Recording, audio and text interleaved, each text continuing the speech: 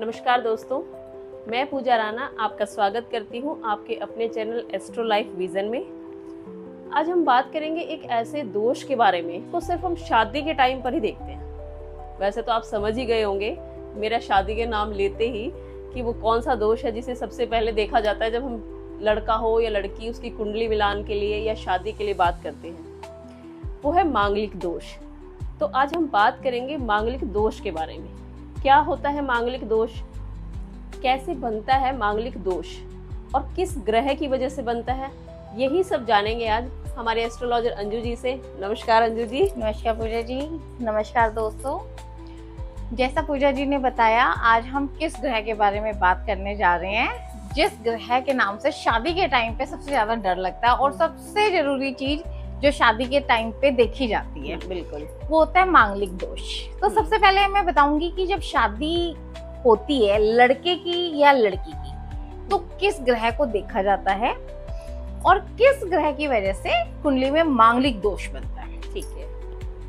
देखिए, जब हम लड़के की शादी करते हैं तो लड़के की शादी के लिए शुक्र ग्रह को देखा जाता है, और अगर हम लड़की की शादी करते हैं तो लड़की की शादी के लिए गुरु ग्रह और मंगल ग्रह को देखा जाता है। लेकिन जब हम शादी करते हैं तो मांगलिक दोष के लिए, जैसा कि मांगलिक दोष के नाम से ही पता चल रहा है, हाँ, कि मंगल की वजह से ही बना होगा, तो हम देखते हैं मंगल ग्रह को। अब यहाँ पे आप क्वेश्चन करेंगे कि मंगल ग्रह को क्यों? मंगल के बारे में आप जानते हैं मंगल ग्रह कैसी एनर्जी है? एकदम मतलब एग्रेसिव, हाँ, एग्रेशन है ना। तो मंगल एक क्रूर ग्रह है, मैलेफिक ग्रह है। शादी के टाइम पे मांगलिक दोष को देखने के लिए हम मंगल ग्रह को देखते हैं। ठीक है। अब मैं इस चीज को डिटेल में बताऊंगी कि कुंडली में किस किस पोजीशन पे या कैसे मांगलिक दोष बनता है। कैसे आप खुद से जान सकते हैं कि अगर आपको थोड़ी भी कुंडली देखने की नॉलेज है तो कैसे आप खुद से जान सकते हैं कि आपकी कुंडली में मांगलिक दोष है या नहीं है। बिल्कुल। आप जानते हैं कुंडली में टोटल 12 घर होते हैं। 12 घर वो जो हमेशा फिक्स रहते हैं। हाँ जी। ठीक है। और मांगलिक दोष को देखने के लिए हम घर देखेंगे, राशि नहीं सही घर देखेंगे कि कौन कौन से घर में मंगल ग्रह है जिसकी वजह से कुंडली में मांगलिक दोष बन रहा है। बिल्कुल। ठीक है।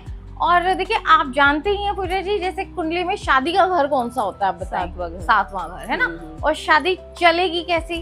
8वां घर। और ससुराल का घर 12वां घर, 8वां घर। ससुराल वही वहाँ से ससुराल का घर है ना। बिल्कुल। तो ये 2 घर तो पता लग ही गए हैं, है ना। लेकिन चलिए मैं आपको शुरू से बताती हूँ कौन कौन से वो घर हैं जिनकी वजह से मंगल दोष बनता है। ठीक है।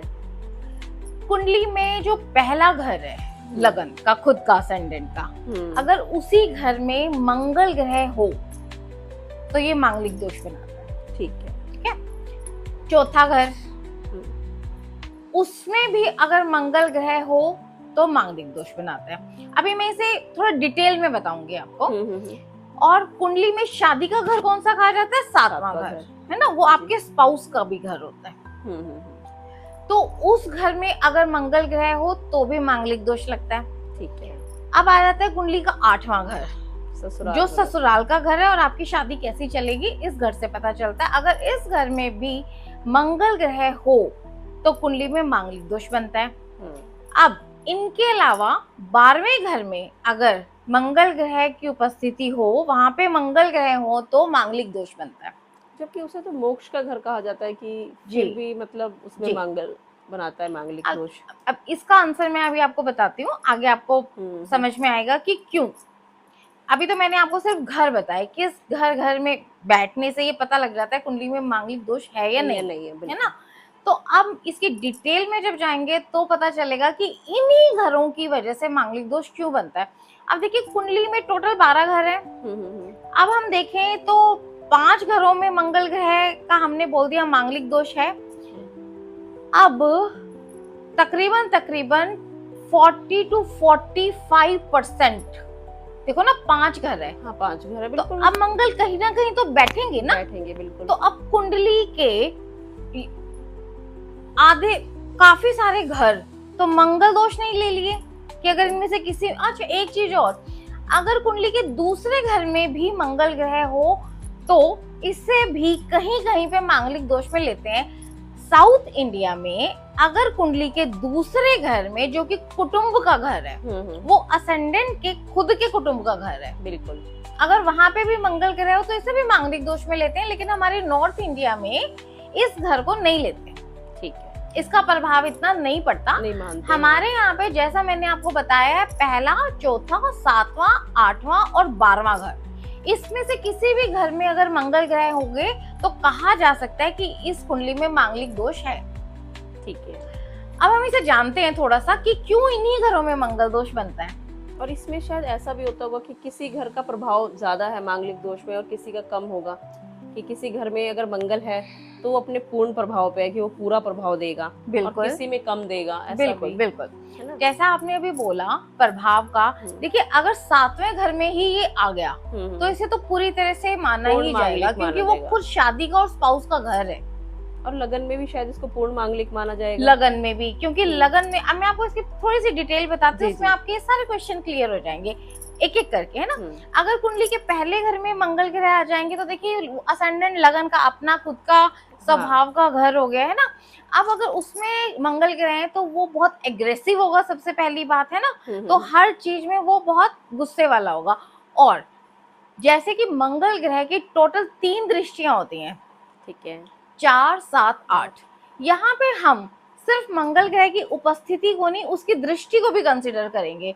अब देखिए, जैसा कि मैंने आपको बोला कि अगर मंगल ग्रह उसके फर्स्ट हाउस में होगा तो उसकी 7वीं दृष्टि कहाँ पड़ी? शादी के घर में, 7th हाउस में। 8वीं दृष्टि 8वें घर में, इसीलिए कहा जाता है कि पूरा, और 4थी दृष्टि 4थे घर में। तो ये तो पूर्ण तरह से बन गया मंगल दोष, बिल्कुल बन गया 1, 4, 7, 8। हाँ, ठीक है। और ये इसकी 3 दृष्टियां हैं, तो हर घर पे दृष्टि टल गई, पड़ गया मंगल दोष। अब ये तो हुआ पहला। अगर हम चौथे घर से देखें, चौथे घर में मंगल है 4, 5, 6, 7, 8, तो उसकी चौथी दृष्टि फिर से आ गई 7वें घर पे, वहां पर बन गया मंगल दोष। तो इसीलिए कहा जाता है 1, 4, 7, 8। और अगर ये वही 12वें घर में आ गए तो 12वें घर से अगर देखें तो 8वीं दृष्टि 7वें घर पे पड़ गई, फिर बन गया, फिर से बन गया मंगल दोष। ये वजह है कि कुंडली के इन घरों में बोला जाता है कि मंगल दोष है। अब ऐसे तो फिर कहा जाएगा कि जितनी पॉपुलेशन है तो उसका लगभग 40 से 45% के लोगों के ऊपर मंगल दोष लगा हुआ है। अब मंगल कोई ना कोई घर है तो घर तो कुंडली में लेंगे ना। बिल्कुल। तो अगर हम एवरेज निकालें 12 घर में से मोटा मोटा 5 घरों ने तो ये जगह ले ली, मंगल ग्रह ने ले ली, किसी ना किसी घर में तो वो बैठेंगे। तो क्या ये इन सब में मंगल दोष बन गया? अब यहाँ कैसे पता चलेगा कि ये पूरी तरह से मांगलिक दोष है या नहीं, और इसका प्रभाव कितना है? हाँ भाई, मैं क्वेश्चन यही पूछना चाह रही थी आपसे। तो अब अगर जैसे कुंडली के 7वें घर में हमने बोला कि पहले घर को लेते हैं, पहले घर में अगर मंगल है तो ये एक तरह से मांगलिक दोष तो बना कुंडली में। लेकिन अगर यहाँ पे गुरु ग्रह भी बैठे हों या जन्म कुंडली के पहले घर में गुरु ग्रह बैठे हो, तो कहा जाता है कुंडली के 99% दोष खत्म हो जाएंगे। ये हमने अपनी पिछली वीडियो में भी आपको बताया है। तो गुरु अगर बैठे हो और पूरी तरह से बलवान हो तो देखिए गुरु की दृष्टि कहाँ पड़ी? सीधी 7वें दृष्टि 7वें घर पे। बिल्कुल। तो इससे कहा जाता है मंगल दोष का प्रभाव कम हो जाता है। तो आप इसमें कह सकते हैं कि आप देख सकते हैं दूसरी मतलब नॉन मांगलिक लड़की, यहाँ प्रभाव कम हो जाता है। ऐसे ही कुंडली का जो 7वां घर है उसमें अगर मंगल की खुद की राशि हो, मंगल अपनी खुद की राशि में हो, मतलब 1 नंबर और 8 नंबर, ये मंगल की खुद की राशि है।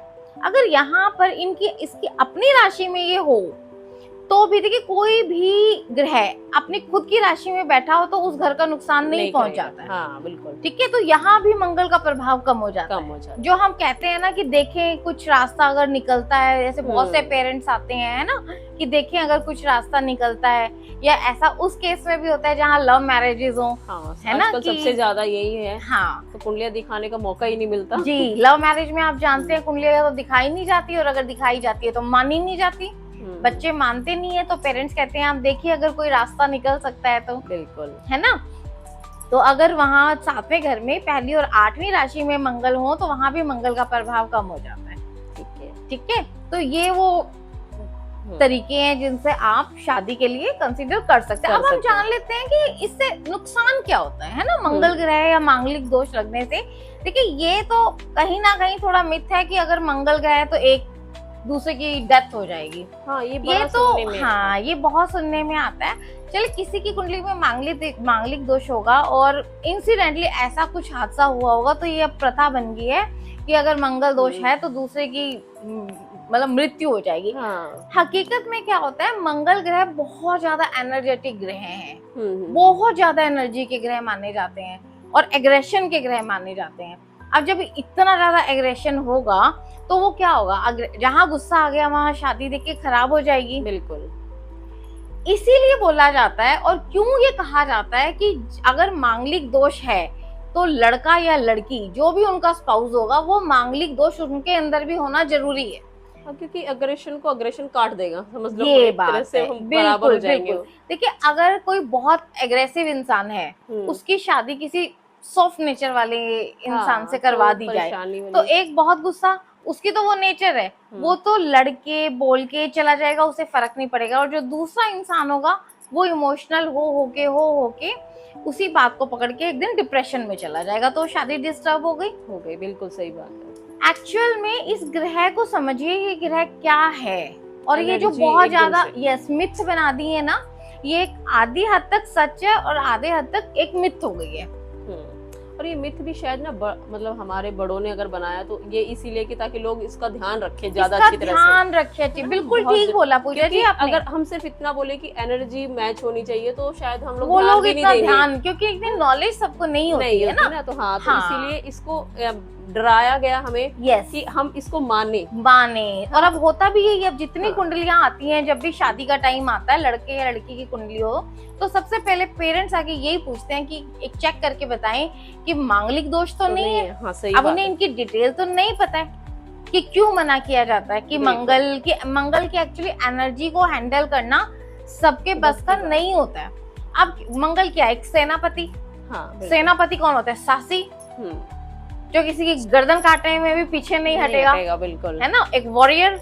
इसी वजह से कहा जाता है कि मंगल की ग्रह जो भी मैंने आपको घर बताए हैं, अगर ऐसी सिचुएशन बनती है, मांगलिक दोष बनता है, तो आप अगर बहुत पहले के टाइम में चले जाएं तो इतना ज्यादा इसे कंसीडर भी नहीं करते थे, लेकिन जब शादियों में डिस्टरबेंस आने लगी और ये चीजें देखी जाने लगी डेप्थ में जाके कि शादी ना चलने की वजह क्या बन रही है, तो ये एक वजह सामने निकल कर आई कि इस घरों में अगर मंगल ग्रह की एनर्जी होगी तो वो शादी को डिस्टर्ब करेगी। बिल्कुल। और ये कभी भी जरूरी नहीं है कि अगर मंगल ग्रह है इन घरों में तो उन शादियों का डिवोर्स होगा, वो शादियों में डिस्टरबेंस बहुत ज्यादा होगी। ये मतलब अलग नहीं होंगे, लेकिन साथ में रहना भी थोड़ा मुश्किल हो जाएगा, क्योंकि शादी निभानी मुश्किल हो जाएगी ना, उस एनर्जी को हैंडल करना मुश्किल हो जाएगा। मैंने एक चीज और पूछना चाह रही थी आपसे अंजू जी कि क्या मांगलिक दोष सिर्फ शादियों के लिए कंसीडर करते हैं, इसका पर्सनल लाइफ पे हमारी मतलब उस पे कोई इफेक्ट या नहीं पड़ता? देखो, शादी के लिए इसलिए कंसीडर किया जाता है कि दो लोगों ने मिलके आगे अपनी जिंदगी बितानी है ना। अब उसमें नेचर बहुत ज्यादा मैटर करेगी, बिल्कुल, है ना। लेकिन अब ये आपका क्वेश्चन बहुत अच्छा है। अब अगर किसी के लगन में ही मंगल है, जैसे मेरे है, ओके अगर किसी के लगन में ही मंगल है तो वो बहुत एग्रेशन वाली एनर्जी में होंगे ना। अगर एग्रेशन होगा तो फिर वो हर घर को बेसिकली जहां जहां उनकी दृष्टि जिस घर में पड़ रही है, अगर लगन में है तो उनकी दृष्टि 4th हाउस, फिर 7th और फिर 8th। 4th हाउस माँ का घर हो गया, ठीक है, और 7th हाउस शादी का घर हो गया, 8th हाउस ससुराल वाले हो गए और शादी कैसी चलेगी ये हो गया। तो अब आप देखिए ना, तीनों घर डिस्टर्ब हो गए। लेकिन शायद मेरा ना इसलिए बैलेंस हो गया क्योंकि मेरे हस्बैंड के भी लगन में मंगल है। देखो ये लाइव एग्जांपल क्योंकि ये देखो लाइव एग्जांपल जो हम कहते हैं कि अगर आपकी मांगलिक दोष है तो आपको मांगलिक ही लड़का या लड़की क्यों देखने चाहिए? लेकिन ये बोला। पर्सनली मैं बताऊं तो मेरी कुंडली शादी से पहले नहीं बनी थी। मेरी कुंडली ही शादी के लिए जब गई तभी बनी है, पहली बार मतलब डेट ऑफ बर्थ गई थी इनके घर तब बनी, तभी हमें पता चला कि मैं मांगलिक हूँ। ओके, तो ये आपको भगवान की ब्लेसिंग है, क्योंकि आप शिव जी को बहुत मानती हैं, तो ये उन्हीं की ब्लेसिंग है।